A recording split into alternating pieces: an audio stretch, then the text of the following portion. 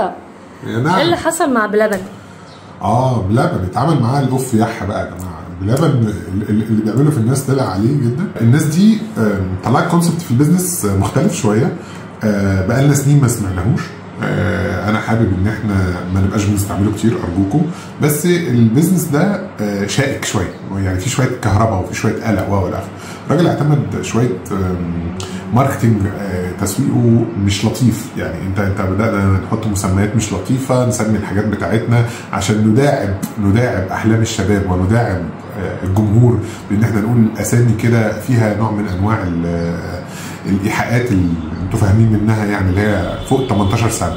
فلما نزل المنتجات دي بيخاطب تقريبا الفئه الشريحه الكبيره قوي، بدا ان هو يبقى بيوسع الفروع بتاعته في كل مكان.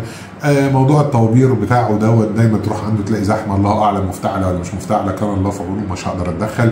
بس المنتجات بتاعته كمان الموردين اللي بيوردوا له باسعار الى حد كبير معقوله، فبيبيع المنتج بسعر كويس. فلما جه انتشر العمليه بهوقت منه. طيب بعد ما انتشر بره مصر وبعد ما انتشر في اكتر من بلد، كان لازم يحافظ على كواليتي. اللي داق في السعوديه مثلا الرز بلبن بتاعه غير اللي داقه في مصر هنا خالص، تحس ان في شتان، لان هناك بيمسكوا العصايه جامد. هنا انتوا عارفين العصايه بتاعتنا مش شديده قوي، عصايه بلاستيك يعني ما بتوجعش قوي.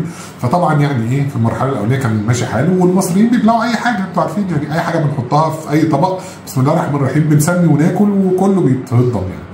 فيعني مشي معاه الموضوع كده، بدا شويه بقى يخش معانا في رمضان، خبط شويه في الرموز القديمه، في شويه البراندات القديمه، فعمل قلق كبير. بعدين دخلنا بقى في الطامه الكبرى، ان مع التوسعات الكبيره مفيش موردين يشيلوا الكلام ده، فانت يا اما ما عدتش بتراجع على المورد، يا اما المورد بقى بيشتغلك، فانت بتطلب منه طن قشطه، نصه مضروب ونصه سليم، فنصه المضروب ده بقى بيجي في وسط معده المصريين مش كلهم بقى متعودين على المضروب قوي، فتعبنا شويه. فبدات الرقابه تاخد بالها منه، بدات الكواليتي بتاعتنا او الجوده بتاعتنا تعمل له مشكله، فما عادش. فانا شايف ان القصه من اولها لاخرها طموح مشروع بالنسبه لواحد عايز يطلع ببراند قويه، يشتغل في الحته بتاعت الحلويات اللي المصريين كيفين منها، وده بيخلينا نربي كروش. بالمناسبه ارجوكم بطلوا الكلام ده. لكن في نفس الوقت كمان لازم تعرف ان الناس هتموت منك، ما هو انت لو الناس ماتت منك مين اللي هيشتري؟ خد بالك ما تموتش الناس.